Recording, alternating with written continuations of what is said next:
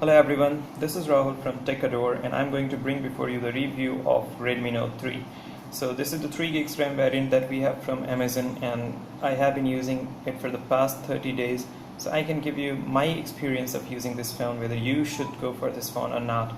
Let's start the review with build and obviously design of the phone. The design of the phone is pretty good. It offers a very good ergonomics. You can see my fingers can reach from top to bottom very easily. I can use it with single hand also. So that makes this phone amazing in order to use it with single hand. You can definitely use it with single hand also. And talking about the build quality of the phone does not come with any branded display protection. That is a point of concern, because I don't think it will be able to sustain drops from the waist height or from your neck height, in fact. So obviously you should use a tempered glass, as we have obviously put a tempered glass over the display in order to protect its display. And if we talk about the back of the phone comes with metal build. You can see it is completely built up of metal. Only the top and bottom part is made up of plastic for reception point of view. But when you click this metal with your fingers or with your nails, you can see it looks plasticky kind of thing. It is very thin sheet of metal that they have used. It's obviously not of the quality of Meizu M3 Note or of iPhones, but the design is obviously better than iPhones. If you have seen iPhones, it's very large. The bezels are very large on the top and bottom, so it makes it very large, and the phone is very large, although the screen is of the same size. But this is a very small phone if we talk about the full body of the phone, but the screen is obviously the same size, that is 5.5, so it makes the ergonomics very good. So in terms of design, I will give it obviously 10 out of 10, but in terms of build quality, I will give it just 7 out of 10 because of absence of display protection, and rear body also seems not much durable. I think I will have to see whether it tends to stay like this in the long run. So 7 out of 10 for the build quality of this phone. Now talking about the hardware of the phone is powered by a Snapdragon 650 chipset, which is obviously great. You can't find this chipset in 18 or 19,000 rupees bracket phones also. Even now Moto G4 Plus comes with 617 processor, which is obviously nowhere standing in competition if you compare it with Redmi Note 3's 650 chipset, because it comes with two A72 cores, which can give you an Antutu score of over 70,000. So that's amazing. Multitasking is good if you are opting for 3 GB RAM variant, because in 2 gigs of RAM variant I have seen multitasking issues, but this phone will not lag. I have not seen any automatic restarts in the past 30 days that I have been using this phone. I've not seen any multitasking issues. I've not seen any lags. I've not seen any hanging problem, what you say. So these all things are not present in this phone. That is a very good point of thing. So the performance of the phone is amazing. And one thing which people are really concerned of is the heating issue, whether this phone overheats or not. Let me tell you, this phone does not overheat at all. Even if you are playing games, even if you are making calls for longer duration of time, even if you are multitasking, it will not even heat on the rear side of the phone. I have used it personally and I'm telling you, this phone has no overheating issues.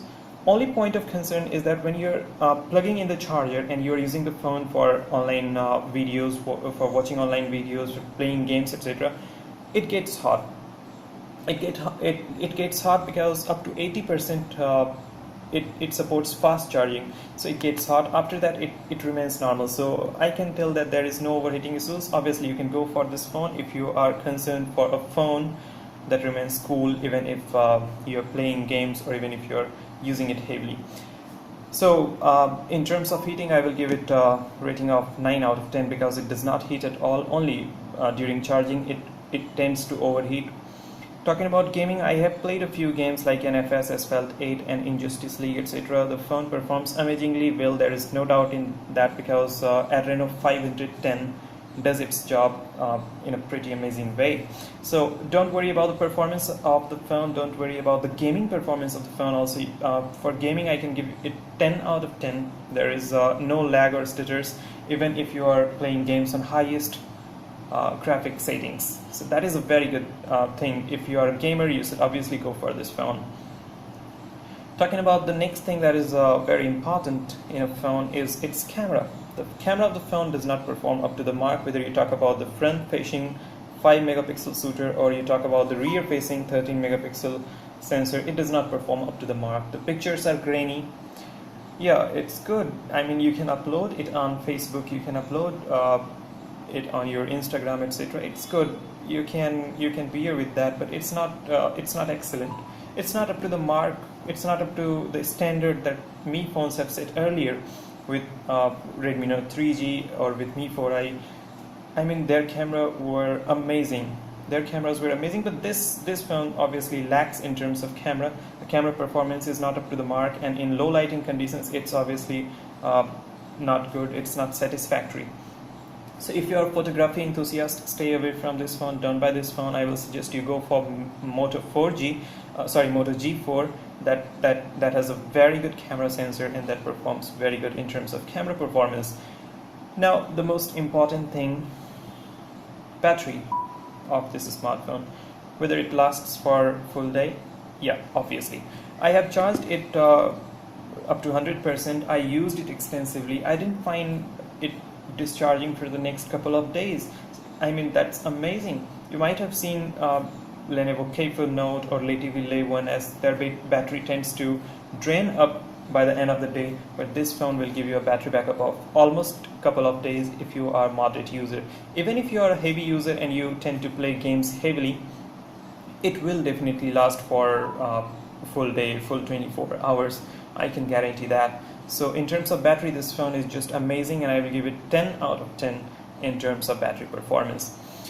Next thing is fingerprint. The fingerprint is fast enough. It's among the fastest that you get in the phones right now, because the moment you place the finger, it automatically puts you into the home screen.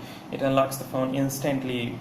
It takes even less than half of a second. So that is amazing. Fingerprint sensor does its job, and you even get your apps protected with fingerprint. Either you can draw the pattern or you can just place your finger to open any app. That's amazing. You get app lock feature also built in. You can even click pictures using fingerprint sensor, and all these things have been enabled in the recent update that was pushed in. It is, you can see, MIUI 7.3 stable release, and the Android version that is given here is Android Lollipop. It's only, there is no Marshmallow obviously, but MIUI 8 will be supported in this phone. So you will get Android Marshmallow with MIUI 8, which will be available for this phone in the coming months. So that's all about the review of this phone as far as hardware is concerned. Let me talk about the software issues that are present. A few software bugs that are present in this phone which need to be resolved by the MIUI team. One bug that is present is the Wi-Fi issue that is there. That means if your router switches off and if it gets on again, it will not detect the router. You will have to manually switch it off and manually switch it on to reconnect with the Wi-Fi router that you have. So that is one issue that we have got. The Wi-Fi frequently disconnects itself and we have to manually switch it on again and again, and it happens frequently. So that is one point of concern, but obviously that is a software issue and that can be fixed later on with updates. Other than this, yeah, camera performance is also not up to the mark. That can also be fixed with software updates, I think, because the camera sensor that is there is obviously good enough. It is a 16 megapixel sensor, so Xiaomi should fix it with the software updates that they frequently provide, obviously.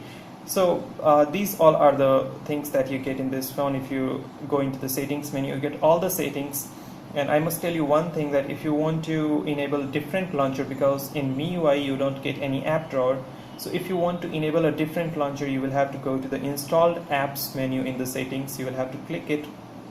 You will have to go to default, and here you will get launcher, dial, messaging. You can in fact change the apps, default apps, but if you want to change the launcher, you will have to click on launcher and you will have to select any of the launchers that you want. Currently I am using GenUI launcher, which works very good on this phone because I get an app drawer on the phone and it's very smooth. It's pretty smooth. I mean, I can use it very well on this device. So this device supports all types of launchers also, but you must search it in install app section.